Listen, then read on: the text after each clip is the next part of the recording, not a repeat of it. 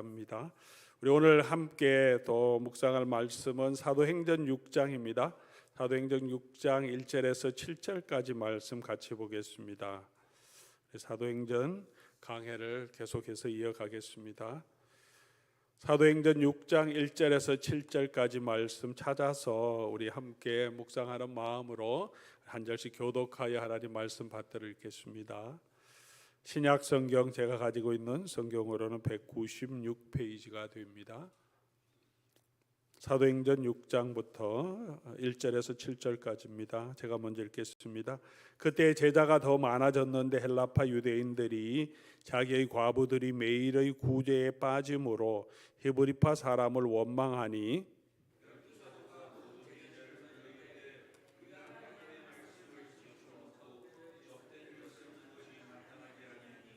형제들아, 너희 가운데서 성령과 지혜가 충만하여 칭찬받는 사람 7을 택하라.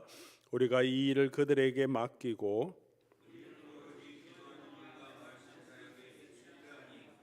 온 무리가 이 말을 기뻐하여 믿음과 성령이 충만한 사람 스데반과 또 빌립과 브로고로와 니가노르와 디몬과 바메나와 유대교에 입교했던 안디옥 사람 니골라를 택하여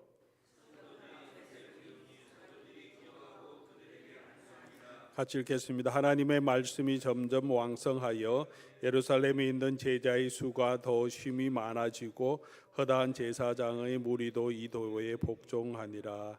아멘. 사도행전에서 가장 많은 부흥을 경험했고 성장을 경험했던 교회가 이제 그 교회의 모체가 되는 예루살렘 교회입니다.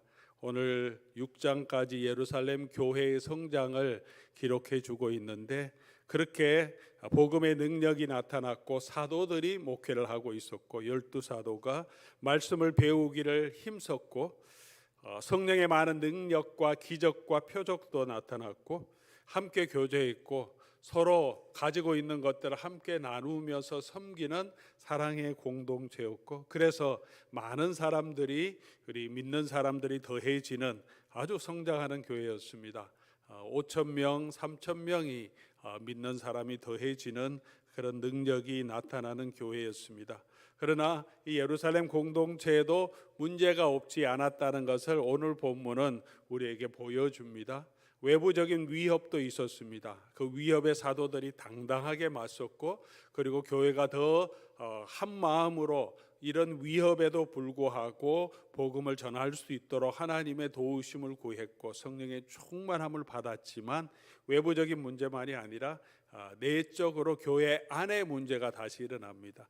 이전에 교회 안의 문제를 하나 보았는데 한 사람의 문제였습니다. 아나니아와 삽비라라고 하는 그런 사람이 약간 공명심이 있어서 그들의 재물을 다 드리지 않으면서 자기네들이 재물을 다 드린 것처럼 나타내고 싶어하는 그런 정직하지 못한 공명심에 빠진 사람이 있었는데 그건 한 사람의 문제였는데 오늘 나오는 이 예루살렘 교회의 문제는 교회 안의 그룹의 문제였습니다. 히브리파와 헬라파라고 하는 이 두 그룹의 갈등이 생긴 거죠. 교회 전체가 어려움에 빠질 수 있는 그런 문제가 나타났습니다.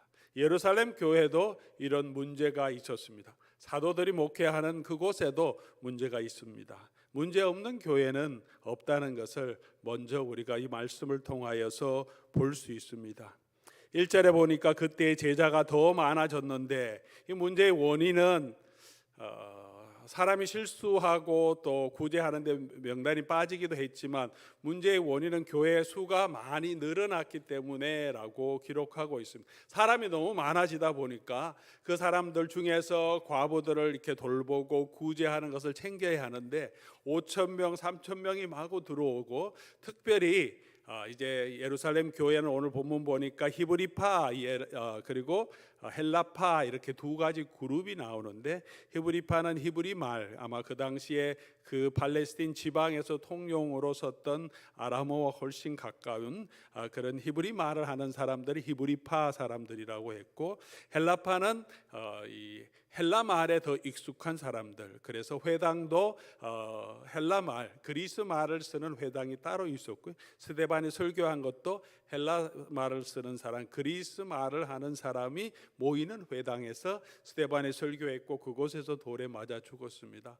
그래서 사도 바울도 원래 이 헬라 말을 잘하는, 원래가 다소 사람이었기 때문에 헬라 말을 잘하는 사람이죠. 우리 같은 경우로 하면 우리가 한국말 하는 그런 그룹이 있고 영어가 더 익숙한 그룹이 있습니다. 같은 한국 사람이지만 미국에 사는 우리에게 그렇게 문화적으로 좀 차이가 있듯이 이 당시에 예루살렘에 있는 교회, 예수를 믿는 유대인들 중에 두 가지 그룹이 있습니다. 주류는 히브리 말을 하는 사람이었던 것이 분명합니다. 왜냐하면 12사도도 원래 히브리 말을 하는 사람이고, 그리고 120명의 성도들도 다 헬라 말 하는 사람이 아니라 원래 팔레스타인 지방에서 사는 갈릴리 그리고 유대에 살던 사람들이었죠. 그리고 그 당시에서 사도들이 복음을 전할 때도 그들의 말로 전했기 때문에 복음을 듣고 회개하는 사람들도 훨씬 더 히브리파 사람들이 훨씬 다수였는데, 그 복음이 단순히 히브리파에만 전해지는 것이 아니라 이제 헬라 말을 하는 사람에게도 복음이 전해진 거죠. 소수의 그룹들이 오는데 잘 아는 히브리파 사람들은 잘 챙기지만 새롭게 오고 또 이 히브리파 사람들이 잘 모르는 또 헬라파 사람들이 오니까 누가 과부인지 어떤 사람을 챙겨야 하는지 그렇게 누락되는 사람이 생기니까 이제 헬라파 사람들이 원망이 생긴 거죠. 우리는 차별하냐? 우리는 늦게 왔다고 차별하나? 우리는 너희같이 같은 말 하지 않으니까 우리는 차별하냐? 왜 우리를 빼놓느냐? 원망이 생기게 됩니다. 이 원망이 무서운 거죠. 문제가 없는 교회는 없는데, 그러나 이런 원망이 있을 때 그것을 어떻게 해결하느냐가 더 중요한 것을 볼 수 있습니다. 이런 실수는 언제나 있을 수 있고 사람이 하는 일에는 다 부족한 것이 있을 수 있습니다. 그러나 문제가 있느냐 없느냐가 중요한 것이 아니라 교회에서 더 중요한 교회의 영성은 문제가 아무도 없는 교회가 좋은 교회가 또 영적인 교회가 아니라 문제가 있을 때 어떤 이런 갈등이 생겼을 때 그 문제를 어떻게 하느냐 하는 그 교회의 태도, 해결 방법을 보면서 그 교회가 정말 영적인 교회인지를 우리가 바라볼 수 있고 또 판단할 수 있습니다. 오늘 중요한 것은 문제가 없도록 하는 것이 아니라 문제가 생겼을 때 어떻게 대처하는가 하는 것을 우리에게 보여줍니다. 이 일을 통해서 예루살렘 교회가 더 말씀 위에 든든하게 서갔다는 것을 볼 수 있습니다. 우리 말씀을 통하여서 몇 가지 우리가 중요한 원리들을 함께 살펴보면서 우리가 문제가 생겼을 때 그 문제를 우리가 어떻게 이렇게 해결해 나갈 수 있을지, 원망이 있고 또 이렇게 분열의 조짐이 있을 때 교회는 물론이고 또 우리 가정도 그렇죠. 가정에서 부부 간에도 원망이 생길 수 있고 자녀와 부모의 사이에도 원망이 생길 수 있고 교회 그룹 안에서도 포도원 안에서도 그런 선교회 안에서도 교회 전체적으로 또 불만을 가질 수 있는 그런 사람들이 생길 수 있고 또 그런 문제가 근거 없는 것이 아니라 분명히 나타나는 어떤 실수나 행정적인 착오를 통해서 원망이 생길 수도 있는데 어떻게 처리하느냐가 중요한 거죠. 오늘 본문 말씀 보니까 이때까지는 사도들이 이 일에 주도적인 역할을 했던 것이 분명합니다. 원망이 이 사도들에게 향하는 거죠. 그리고 사도들이 대답합니다. 헬라파 사람들이 구제에 빠지니까 사도들에게 말하고 12사도가 모든 제자를 불러 이르되 우리가 하나님의 말씀을 제쳐놓고 접대를 임삼는 것이 마땅하지 아니하다. 사도들이 이 일에 깊이 처음부터 관여했던 것 같습니다. 그런데 교회의 수가 너무 많이 늘어나니까 우리가 아나니아와 삽비라 사건을 통해서 보지만 베드로 앞에 재산을 갖다 놓고 그리고 그렇게 온 모든 헌금들을 나눠주는 것들을 사도들이 많이 관장을 했던 것 같아요. 그 일에 있어서 사도들에게 문제가 제기됩니다. 그런데 사도들이 어떻게 하냐 하면 2절 보니까 12사도가 모든 제자를 불러 이르되 우리가 하나님의 말씀을 대쳐놓고 접대를 일삼는 것이 마땅하지 아니하니라고 말하면서 자신들의 부족함을 인정합니다. 사도들이 자신의 부족함을 지적받았을 때 방어적으로 변명하지 않고 자신들의 부족함을 인정합니다. 원망이 있을 때 교회가 하나 되고 또 가정이 하나 될 수 있는 가장 중요한 또 방법은 우리 문제를 인정하는 거죠. 이게 참 힘든 겁니다. 일부러 그런 것이 아니잖아요. 열심히 하려고 했을 겁니다. 잘하려고 했을 겁니다. 사도들이 할 말이 없었겠습니까? 야, 의도적으로 그런 게 아니다, 잘하면 되지 않느냐 말할 수 있겠죠. 아니, 밑에서 제대로 정보를 안 올라와서 우리가 몰랐다라고도 할 수 있겠습니다. 사람이 너무 많아서 지금 일할 사람이 너무 부족해서 그렇다라고도 할 수 있겠죠. 우리도 바쁜 중에서 말씀 증거하고 또 전도도 하고 포로로 이게 감옥에도 갇혀 갔다 오면서 그렇게 일하다 보니까 다 챙기지 못한 부분도 있다.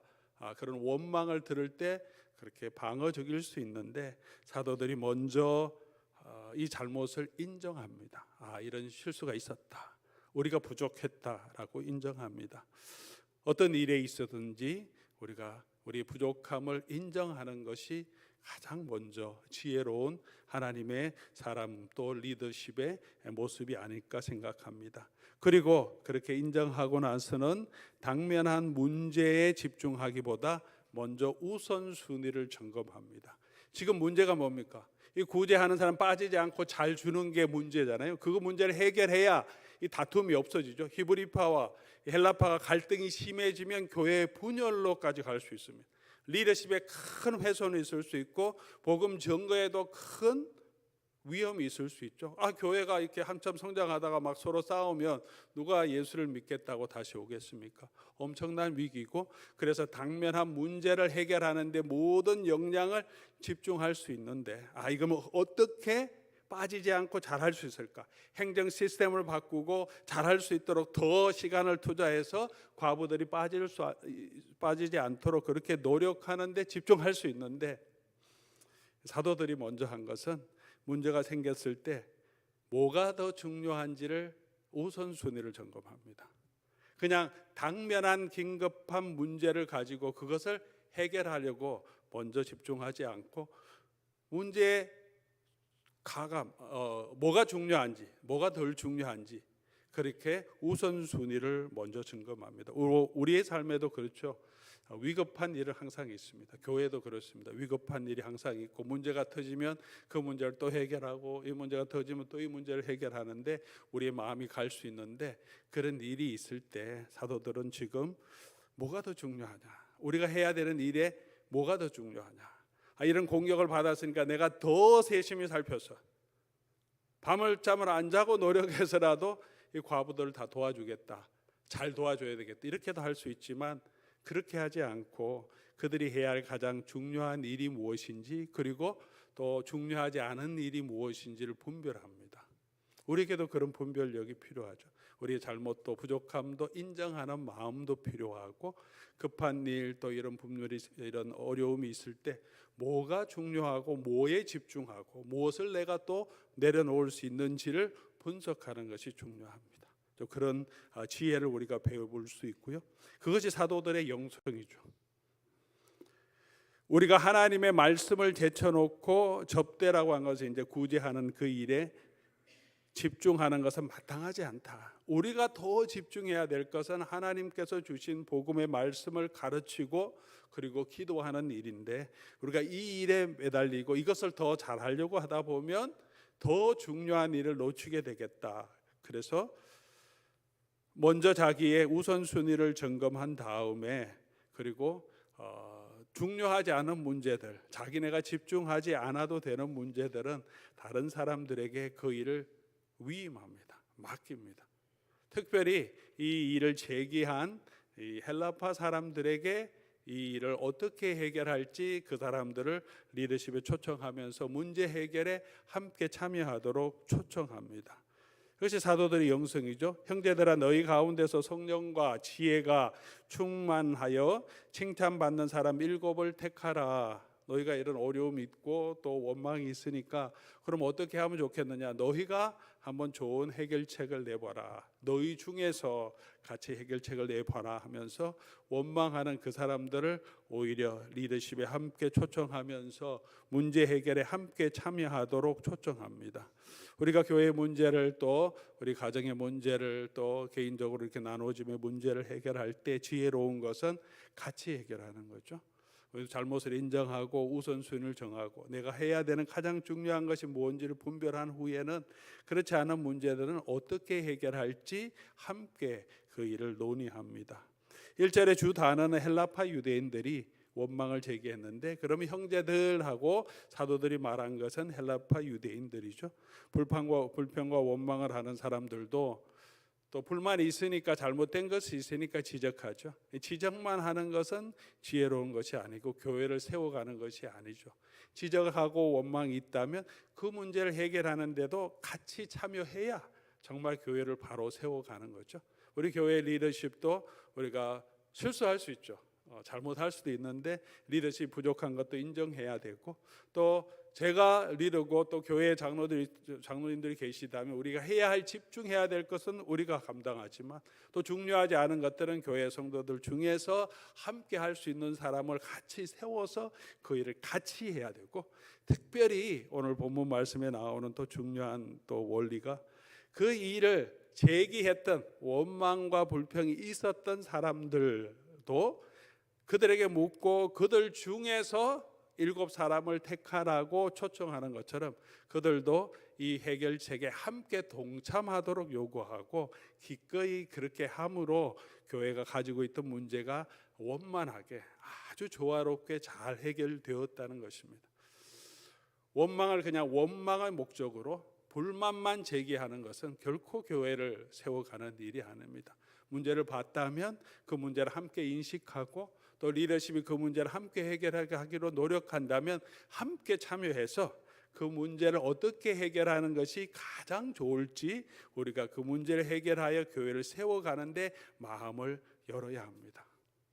때로는 이렇게 불만이 많은 분들은 언제나 불만만 많고 일을 해결하는데 함께 참여하지 않는 경우가 많습니다. 오늘 본문처럼 이 교회가 하나 되기 위해서는 또 리더십의 지혜도 필요하고 또 함께하는 성도들, 불만 있는 분들도 같이 참여해서 문제를 함께 지혜롭게 해결할 수 있어야 합니다. 그런데 어떻게 이 일을 행할 수 있는 동역자들 찾느냐 하면 그 원리가 오늘 본문에 나와 있죠. 어떤 사람을 뽑으라고 했습니까? 성령과 지혜가 충만하고 칭찬받는 사람 7을 택하라. 교회 지도자의 원칙입니다. 돈 많은 사람, 경험 많은 사람, 학식이 많은 사람이 아니라 성령과 지혜가 충만한 사람, 그리고 칭찬 듣는 사람, 이런 것이 교회 지도자의 원리이고 사도 바울이 디모데 전서에서 장로를 세울 때, 집사를 세울 때 이런 사람은 장로로 세우고 이런 사람은 집사로 세우라고 할 때 내용을 요약하면 성령과 지혜가 충만한 사람이에요. 이 내용이 조금 확대되어서 장로의 자격으로, 집사의 자격으로 나가는 거죠. 성령과 지혜가 충만한 사람. 성령이 충만한 사람, 여러분 어떤 사람입니까? 성령이 충만한 사람, 열심히 일하는 사람, 교회에서 정말 모든 일에 충실하게 일하는 사람이 꼭 성령에 충만한 사람은 아니죠. 열심히 있는 사람인데 그렇게 또 성령 충만한 사람은 아닙니다. 성령이 충만하다는 것은 성령께서 그 사람을 이끄시는 사람, 성령의 인도하심을 따라 움직이는 사람이 성령이 충만한 사람입니다. 자기 뜻대로, 자기 감정대로, 자기 생각대로, 자기 경험대로 하는 사람이 아니라 성령께서 우리를 인도하시고 이끌어 가시는 대로 기꺼이 순종하며 거기에 따라가는 사람이 성령이 그 가운데서 역사하는 거죠. 성령의 충만이라고 하는 것은 술 취함과 사도 바울이 비교합니다. 술 취한 사람은 어떤 사람입니까? 술에 취하면 술이 그 사람을 이끌어가는 거죠. 그 사람이 자기가 자기 스스로 의지로 판단으로 가는 것이 아니라 술이 취하면 술이 그 사람을 이끌어가는 것처럼 술 취하지 말고 성령의 충만함을 받으라고 하는 것은 우리가 성령이 충만하면 제가 가지고 있는 제 성질, 감정들이 절제되고 성령께서 역사하시는 대로 좀 참음도 나오고 훨씬 더 온유해지고 훨씬 더 하지 못했던 사랑을 하게 하시는 거죠. 내가 포기하지 못했던 것도 성령께서 하라고 하실 때 기꺼이 순종하는 것. 갈라디아서 2장 20절의 말씀을 빌리면 내가 죽고 내 속에서 이제 그리스도가 살아가는 것. 어느 정도 그런 부분이 있죠, 우리 안에. 그러나 더 많이 온전하게 성령께 사로잡힌 사람이 진짜 성령이 충만한 사람이죠. 성령이 충만한 사람은 그런 분입니다. 교회 일을 할 때도 자기 열심으로 하는 것, 그런 것을 넘어서서 정말 성령께서 주시는 마음으로 그 일을 섬기고 또 맡은 일을 감당하는 사람이죠. 지혜가 있는 사람도 필요하다. 지혜가 있어야 됩니다. 많은 지식이 아니라 지혜가 있어야 됩니다. 지혜는 어떤 일을 하는 능력, 특별히 하나님을 기쁘시게 하도록 일을 잘 처리하는 능력을 지혜라고 말합니다. 우리가 일을 하는데 지혜가 필요하죠. 우직하게 자기 생각대로만 열심히 하는 것이 아니라 공동체 전체를 돌아볼 수 있는 지혜도 필요합니다. 이걸 해결할 때 무엇이 먼저 하고 무엇을 다음에 해야 될지 우선순위를 아는 것도 지혜입니다. 사람들의 마음이 너무 상하지 않도록 우리가 어떻게 말을 하고 어떻게 의사결정을 해가야 하는지 아는 것도 지혜입니다. 우리 마음, 좋은 마음이 있다고 언제나 지혜롭게 그 일을 해결해 가지는 못합니다. 그런 지혜가 우리 리더들에겐 필요합니다. 그리고 또 한 가지는 칭찬 듣는 사람. 칭찬 듣는 사람. 열심히 많다고 다 칭찬 듣지는 않습니다. 근데 칭찬 듣는 사람은 정말 무슨 일을 하든지 저분 참 귀한 사람이다. 교회 안에서도 칭찬을 듣지만 우리 리더의 조건은 교회 밖에서도 외인에게서도 칭찬을 듣는 사람. 이게 참 중요하다는 거죠. 교회에 어떤 사람을 우리가 함께 일하는 일꾼으로 세우자 하는가 할 때 성령이 충만한 사람, 지혜가 있는 사람, 그리고 칭찬 듣는 사람. 또 바꿔 말하면 저와 여러분이 교회에 일을 할 때 우리에게 필요한 자질이 뭔가, 내가 어떤 부분에 힘써야 할 것인가 할 때 우리가 생각해야 될 것이 이런 부분이죠. 내가 성령에 충만한 사람이 되어야 된다. 두 번째로는 지혜를 구해야 된다. 솔로몬이 지혜를 구하지 않습니까? 그 백성을 하나님의 뜻대로 잘 다스릴 수 있도록 무엇이 옳고 무엇이 그런지, 무엇이 더 중요하고 덜 중요한지, 사람의 마음은 어떤지를 아는 지혜. 그래서 하나님의 백성을 정말 하나님을 잘 섬기는 사람으로 이끌어 갈 수 있는 지혜를 구하듯이 우리가 지혜가 필요하고, 우리가 무슨 일을 하든지 우리가 칭찬 듣는 사람이 될 수 있도록 우리 자신을 준비할 때 하나님께서 저와 여러분은 주의 교회의 귀한 일꾼으로 또한 세워주실 것입니다. 그리고 칭찬 듣는 사람 7명을 택하라, 그렇게 말합니다. 7명, 한 사람이 아니고 뛰어난 한 사람이 일하게 하지 않고 교회는 항상 복수로 일을 하게 하십니다. 교회의 리더십은 성경 전체를 보면 언제나 복수입니다. 혼자 하지 않습니다. 장로를 세울 때도 예수님께서도 제자를 세울 때 몇 명을 세우십니까? 12명을 세우십니다. 12명이 함께 주의 교회를 세워가고 복음을 전하도록 세웁니다. 물론 사도 베드로가 리더십 역할을 감당하지만 언제나 혼자 가지 않았습니다. 베드로와 요한이 함께 일을 하고요. 12사도가 함께 주의 일을 감당하게 합니다. 교회를 새로 세웠을 때, 장로를 세울 때도 우리 사도행전을 쭉 읽어가면 처음 세운 사도 바울이 1차 전도여행을 하고 각 지방을 다니면서 복음을 전하고 다시 돌아가면서 그곳에서 지도자를 세우는데 각 교회의 장로들을 선택합니다. 장로들을. 그래서 안수하여 세웁니다. 안디옥 교회도 사도 바울을 파송하고 또 복음 전도를 했던 안디옥 교회의 리더도 복수로 있습니다. 함께 잘하는 사람 혼자서 이끌어가는 교회가 건강한 교회가 아니라 함께 하나님의 마음을 가지고 같은 마음으로 함께 섬기는 공동체가 훨씬 더 건강한 공동체로 설 수 있습니다. 어떤 경우에는 카리스마틱한 지도자가 교회를 이끌어갈 때 그 교회가 많이 성장하고 그 교회에 일사불란하게 움직이는 그런 교회들도 있습니다. 담임 목사의 카리스마로 그냥 교회가 완전히 움직이고 많은 성도들이 모일 때도 있습니다. 그러나 조금 지나 보면 그 교회의 영적인 리더십, 건강함이 굉장히 훼손되는 것을 봅니다. 교회는 함께 하나님이 공동체 리더로 세워서 일을 하도록 해야 서로가 의견을 나누고 함께 연구하고 함께 기도하면서 건강하게 자랄 수 있습니다.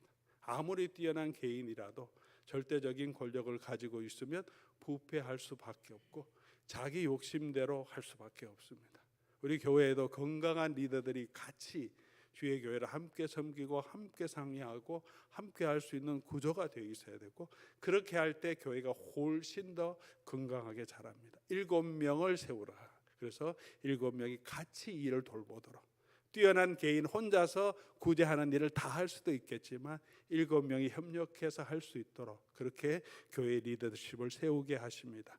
그렇게 교회의 원망, 불평 있는 부분들을 지혜롭게 이 모든 문제를 하나하나 해결해 나가니까 어떻게 됐습니까?